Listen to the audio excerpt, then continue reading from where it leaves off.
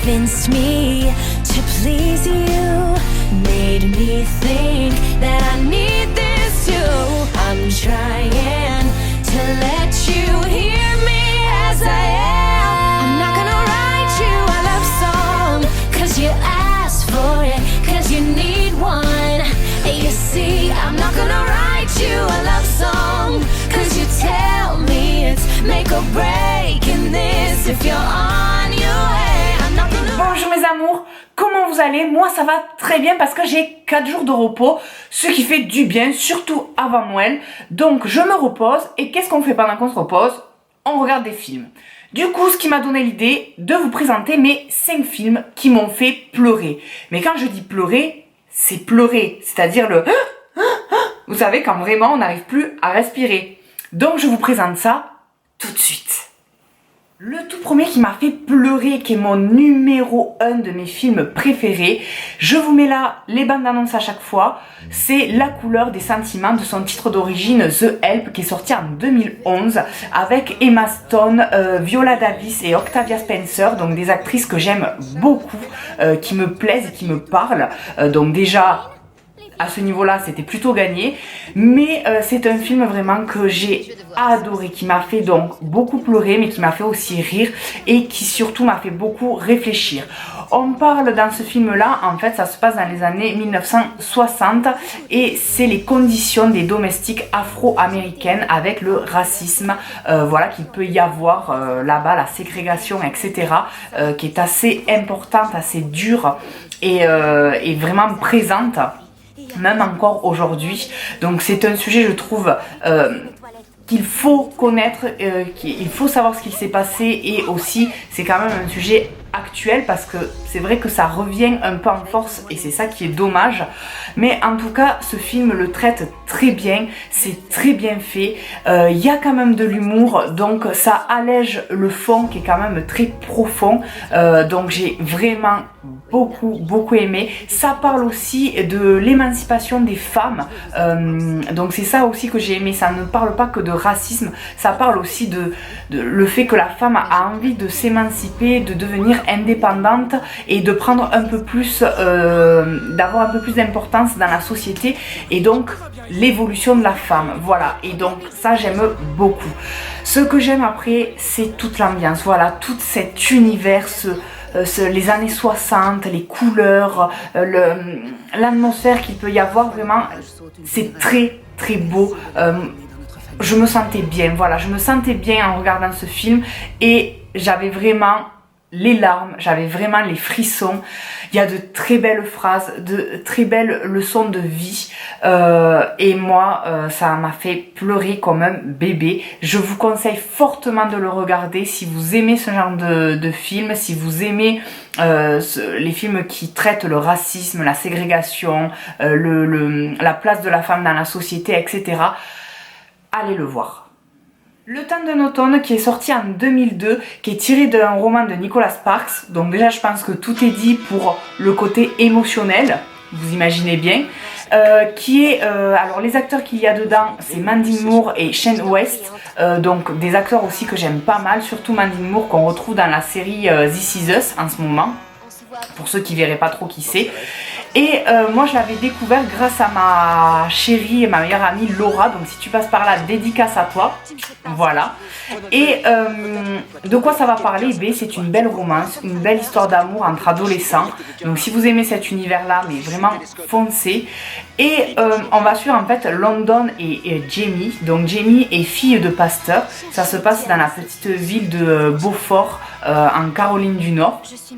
Voilà, donc petite ville américaine, etc. Tout ce que j'aime.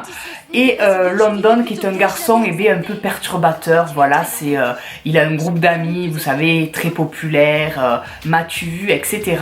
Sauf que il va faire une petite connerie, je ne vous dis pas quoi, et du coup il va être puni, il va devoir faire certains travaux et surtout jouer dans la pièce de théâtre du lycée. Et forcément ses potes se foutent un peu de sa gueule, surtout qu'il est vraiment pas bon en tant qu'acteur, donc du coup il va devoir demander de l'aide à Jamie pour jouer son rôle, etc.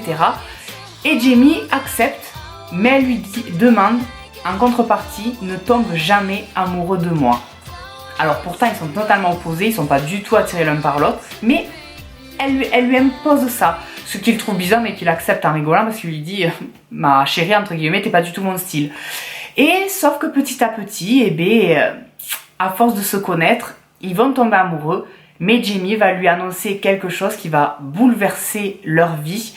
Et à partir de là, va s'en suivre une très très très belle histoire d'amour. Et sincèrement à la fin, mais j'ai pleuré. Et c'est l'histoire d'amour en fait que moi, sincèrement, j'aimerais vivre. Le secret de Terabithia. Qu'est-ce que j'ai pleuré quand je suis sortie du cinéma avec ma meilleure amie Colline. Si tu passes par là, dédicace aussi à toi. On se prenait dans les bras et on pleurait.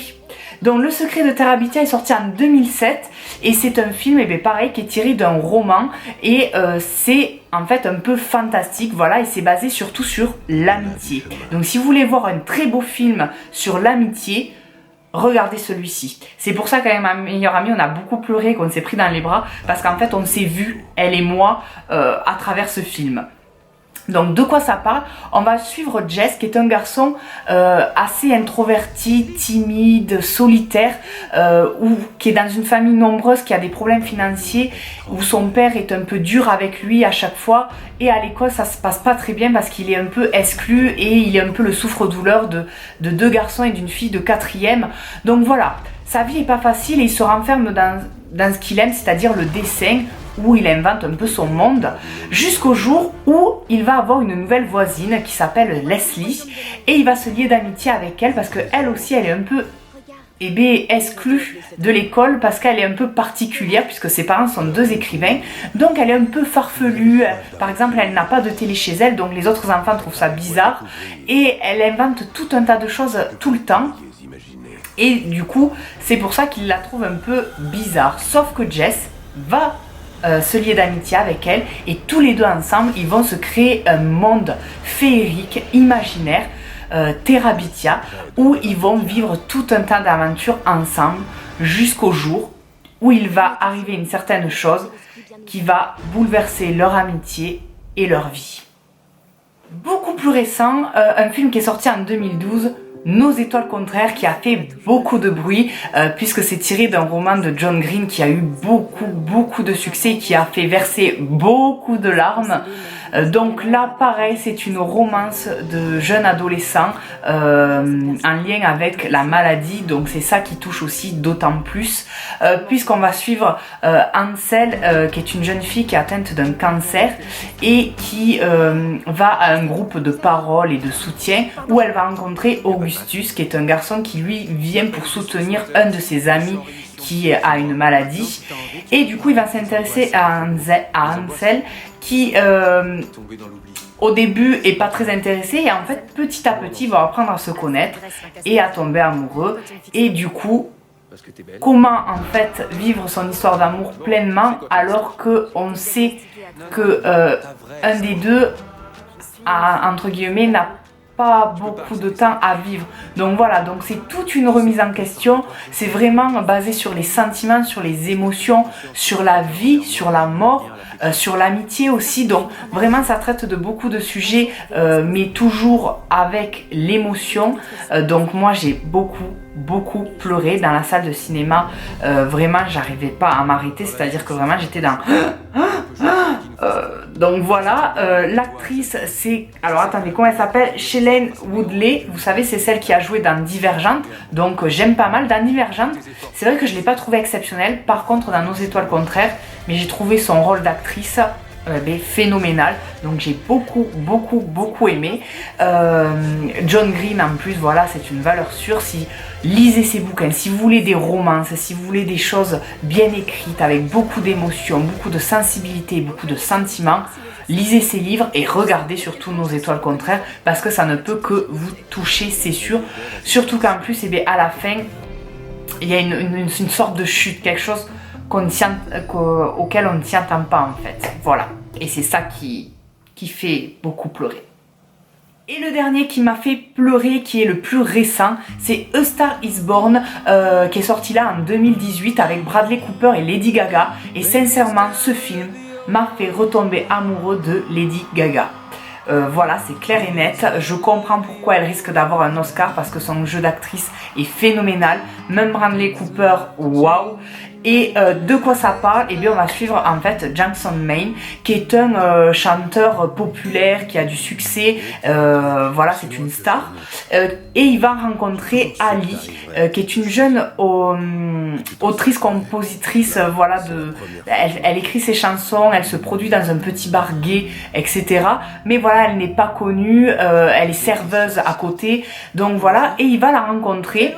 Il va trouver qu'elle a du talent, il va la prendre sous son aile et en même temps il va tomber amoureux d'elle, ils vont tomber amoureux. Donc à travers leur succès et leur amour, voilà, ils vont se construire. Ali va vraiment percer et de plus en plus elle va devenir une vraie star.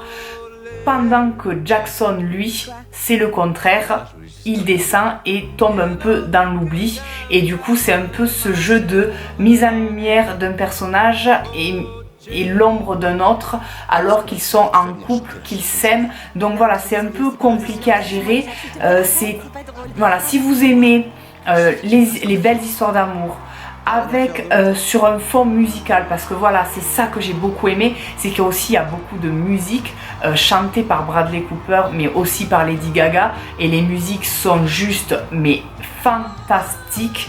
Même j'ai trouvé que Lady Gaga dans sa musique, elle avait un petit côté diva, presque un côté Whitney Houston dans la dernière qu'elle chante dans le film. Ça m'a fait vraiment penser à Whitney Houston, donc pour vous dire, donc allez le voir. Si vous aimez la musique et les belles histoires d'amour, et surtout que vous aimez Lady Gaga, mais allez voir ce film, il est fantastique. Donc du coup moi à la fin, j'ai pleuré mais pareil.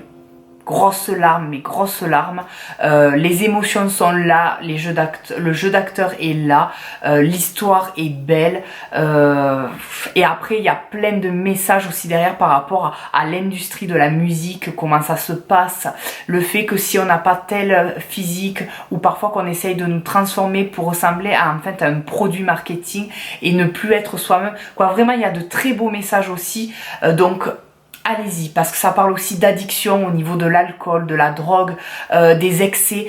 Vraiment, c'est un très beau film qui parle de plusieurs sujets très actuels.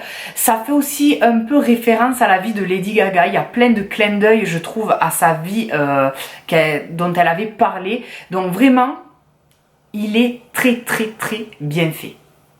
Voilà mes amours, cette vidéo est terminée. Ça change un peu de la cosmétique ou des livres, c'est vrai, mais j'avais vraiment envie de faire cette vidéo là parce que comme certains livres, ce sont des films qui m'ont vraiment touché, que je trouve très bien fait et qu'il faut partager. Donc du coup, j'ai partagé. Dites-moi en commentaire quels sont vous les films vraiment qui vous ont touché, qui vous ont fait pleurer comme un petit bébé. Il n'y a pas de honte à avoir. Voilà, en tout cas, vous le savez, on partage, donc donnez-moi votre avis. Pareil sur les films que j'ai donnés. Si vous avez des avis différents, il n'y a pas de souci, mettez-les aussi en commentaire et j'y répondrai avec grand plaisir, comme toujours. Moi en attendant, je vous fais plein de gros bisous sans verser de larmes parce que je vous aime fort.